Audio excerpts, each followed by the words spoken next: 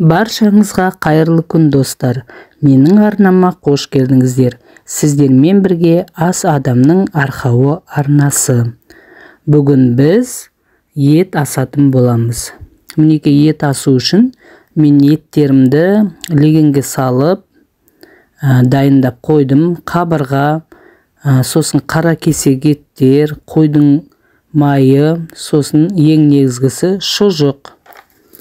Мінекей барлық еттерімнің бәрін жақсылап жуып, үлкен кастрюльге ыдысқа салдым.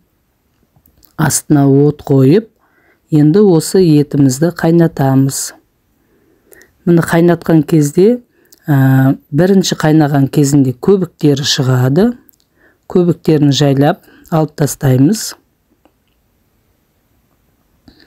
Негізі бірінші шыққан көбігін тарқатып алмау керек. Тарқатып алсаңыз, сорпаңыздың түрі бұзылып, ішінде көптеген көбіктерінің жайылып кеткен ұсақ түйек көбіктері ішінде қарайып жүретін болады. Сондықтан да көбігін тарқатып алмай, сүзіп алған дұрыс, қалқып алған дұрыс. Мінекей шұжығымызды ішінен алып, біраз қайнағаннан кейін осылай жуалдыздың үлкен иненің көмегіменен әр жерін тесіп, қайтадан етке, қайнап жатқан еттің арасына шұжығымызды салып қоямыз. Қазымызды.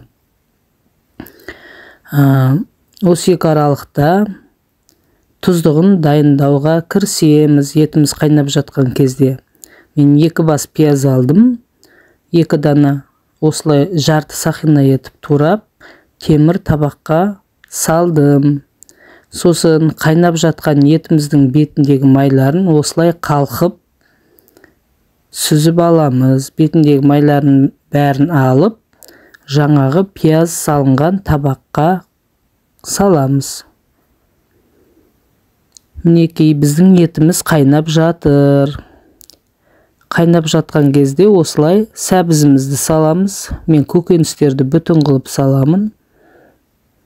Одан кейін қамырымызды илеуге кірісеміз. 600 грамдай ұнға 2 жұмыртқаны салдым. Және тұз қосылған жылы суды осылай жайлап құйып отырып, қамырымды илеп аламын. Негізі біздің бала күнімізде аналарымыз осы тамақты пісірген кезде, біз енді ол кезде баламыз ғой, сұрайтынбыз, бүгін қандай тамақ пісіресіз деп. Сол кезде бүгін не ет асамыз, немесе бүгін қамыр-ауқат деп айтып жататын. Бешбармақ деген атауды бұрын біз айтпайтынбыз, ол бертін келе шыққан атауы ғой деп ойлаймын. Бізге қамыр-ауқат, ет асамыз десе, сол түсініктірек болатын еді бұрынғы кезде. Қамырын осылай жақсылап илеп аламыз. Негізі қамыр-ауқаттың қамырын жақсылап илеу керек. Қаттырақ болғаны дұрыс қамыр-ауқаттың. Егер жұмсақ қылып илеп қойсаңыз, қамырыңыз езіліп кетеді пісіріп жатқан кезде. Мінекей қамырымды илеп болдым, енді тындырып бір шетке қойып қоямын. Біздің етіміз қайнап жатыр. Енді картошкасын саламын. Картошкасын да бүтін қылып саламын.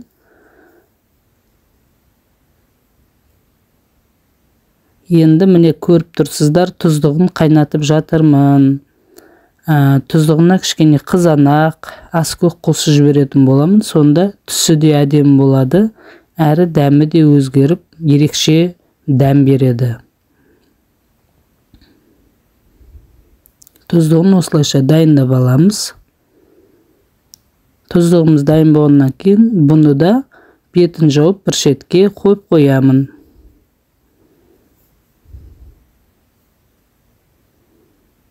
Сосын тынған қамырымызды алып, жаюды бастаймыз. Алдыменен осылайша жұдырықтың көмегіменен жақсылап қамырымызды дөңгелектеп отырып жаймалап аламыз. Барлық жерінің қалыңдығы бірдей болғаны дұрыс. Сосын оқтаудың көмегіменен жаямыз. Қамырымызды айландырып отырып осылай қамырымызды жаямыз. Мінекей менің картошка мен сәбізім пісіп қалды. Еттің ішінен сүзіп алып, бөлек бетін жауып қойып қоямын. Егер қатты пісіп кетсе, картошкамыз бен сәбізімізді еттің ішінен таба алмай қалуымыз мүмкін, ұсақталып, бөлініп кетеді. Мінекей мен қамырымды жайып жатырмын. Қамырымды жайып болып қалдым. Оқтаудан осылай қамырымды суырып аламын да ортасынан бөліп кесеміз. Бұл жолымен бешбармаққа қамырымды кеспе сияқты қылып кесіп салғалы жатырмын. Бұл да әдемі көрінеді, әрі жеген кезде де ыңғайлы болады. Ұзын лапша сияқты қылып осылай кестім. Бәрін мінекей кесіп, жайып қойдым. Уақытысы келгенде қамырымызды салып аламыз.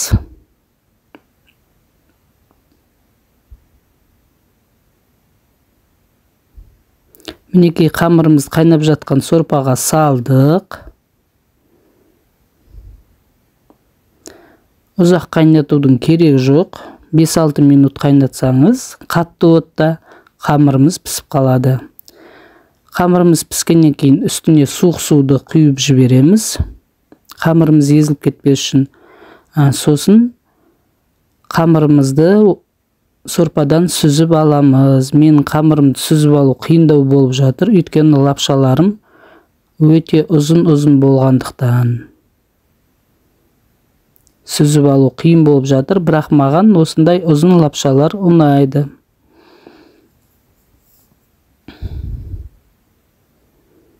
Мінекей қамырымызды сүзіп болып қалдық.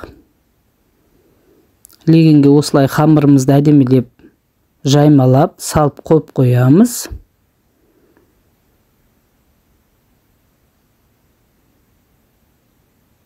Осылай да жасап көріңіздер, өте жақсы. Қамырын осылай лапша сияқты қылып кесіп.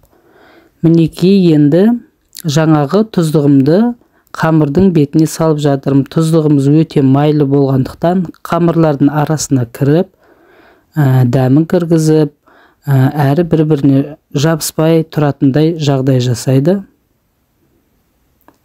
Осылай жақсылап тұздығымызды бетіне себелеп шығамыз. Одан кейін жаңағы сәбізімізді кесіп, дөңгелектеп кесіп, өстіп, айландыра қойып шығамын. Бір шетінен бұл әдемілік үшін осылай безендіреміз. Екіншіден, осылай тұрса, жегенге де өте ыңғайлы болады. Барлық шетінде көкөністеріміз тұрады.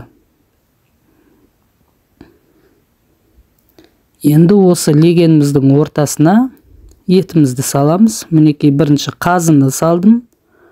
Қабырғаны, сосын жаңағы еттерімізді саламыз. Қойдың майын салдым.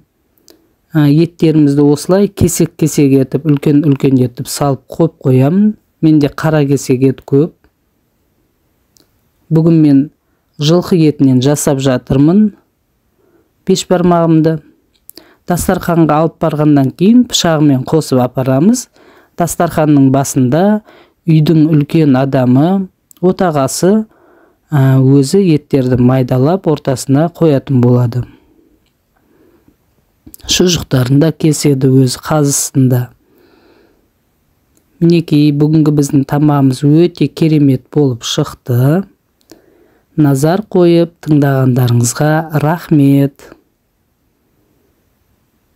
Сау болыңыздар.